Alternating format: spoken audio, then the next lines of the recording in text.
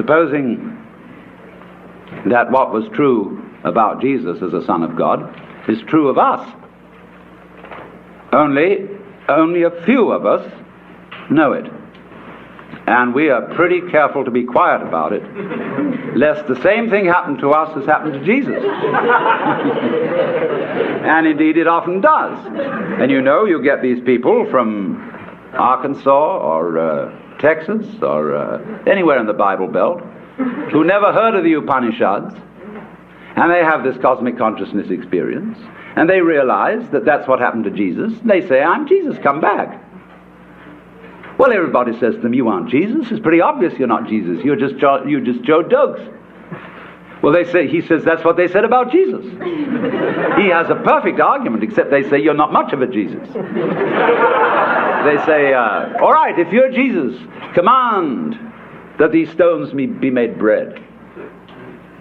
And he says, "A wicked and deceitful generation seeketh for a sign, and there shall no sign be given."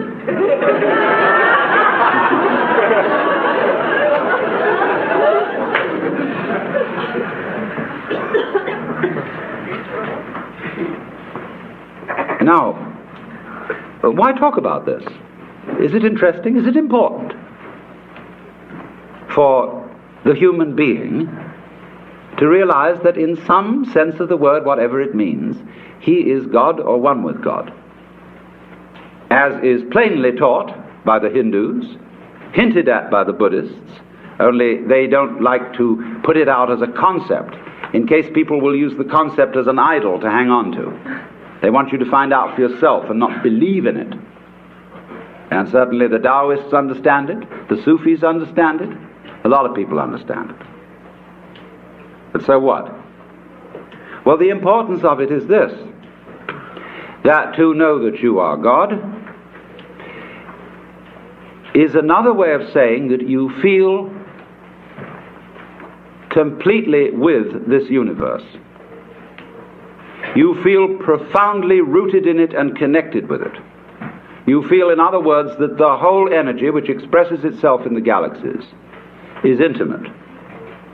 It is not something to which you are a stranger, but it is that with which you, whatever that is, are intimately bound up. That in your seeing, your hearing, your talking, your thinking, your moving, you express that which it is which moves the sun and other stars. And if you don't know that, if you don't feel that, well, naturally you feel alien, you feel a stranger in the world, and if you feel a stranger, you feel hostile. And therefore, you start to bulldoze things about, to beat it up, and to try and make the world submit to your will, and you become a real troublemaker. So I feel also one reason why you become hostile is that feeling that you were just brought into this place, that your father and mother went up to some monkey business that they probably shouldn't have done, or it was bad rubber goods, and as a result of this, here you are, and you didn't ask to be here. Well, you always feel you can turn around and blame them. You can blame somebody. You can blame the government. You can blame the rascals. You can blame the cheaters. Always supposing you yourself aren't a rascal, which is a long odds. You always can blame someone and say, "I didn't ask for it. Take it away." And yet, very few people are all too ready to take it away. Camus said that the only serious philosophical problem is whether or not to commit suicide. And if you don't say, "Take it away," what are you going to do? You've really got to assume responsibility for it. You've got to say yes to what happens. It's my karma. And that doesn't mean merely, there are many misinterpretations of the doctrine of karma. It's usually and popularly understood is that what happens to you, either fortunate or unfortunate, is the result of good or bad deeds in a previous life. Well, that's popular superstition. The real meaning of karma, the word in Sanskrit means simply doing. And if I say of an event it is your karma, it is saying it is your doing. So the exposition, a book which would expound karma, would be not so much a whodunit as a youdunit. But that seems fantastic. Now, therefore, what I propose we do is that we, instead of just ideologizing, we have a clinical experience. You know, in psychiatric school, in medical school, it's very usual for a doctor to bring a patient out in front of the students and talk with the patient. As a kind of demonstration, he says, I want you to recognize the difference between a psychopath and a manic depressive or a schizophrenic or something. They don't know what all these things mean. And especially the schizophrenia. And so he has a dialogue with the patient right there.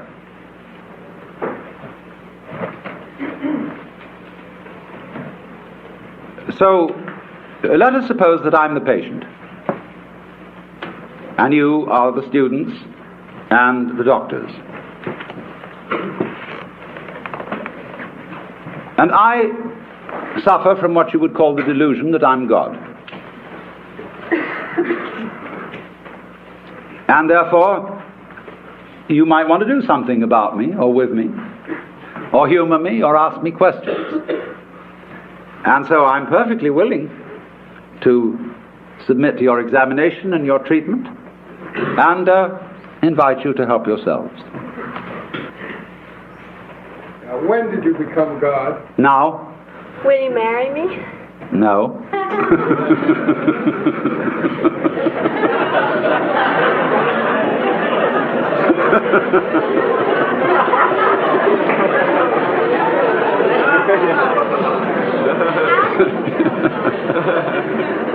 Yes. God, do you sleep on your stomach or your back?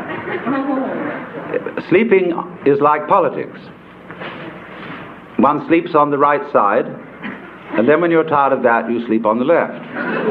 When you're tired of that, you sleep on your back, and when you're tired of that, you sleep on your stomach. And it is thus that the world goes round.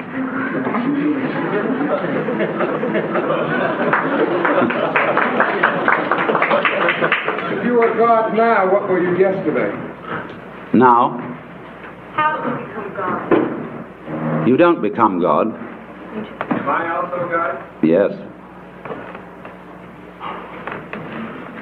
Are we then the same person? No. What is God? Remember, 3 persons but one God.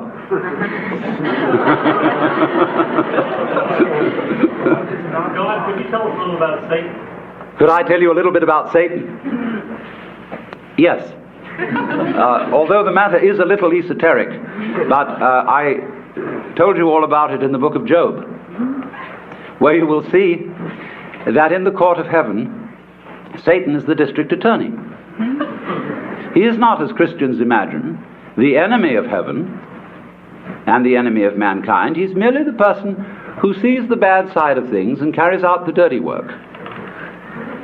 And therefore, he saw Job and wondered whether Job really was as great a guy as he seemed to be, and suggested that God should appoint a committee of investigation to find out. And the committee did its work very thoroughly, but the case went against Satan, because it was proved in the end that Job was an honorable man. Now you notice that although we pay the salary of the district attorney, whenever there's a great criminal case before the public eye, people begin to take the side of the underdog. And the prosecutor always has less public sympathy than the defense, except in political trials. On the right hand of God, and you know the defense is always on the right hand of the judge in court, is our only mediator and advocate, which is the phrase referring to Jesus Christ our Lord. So there is the defense and there is the prosecution. And it is the function of Satan to be the prosecutor.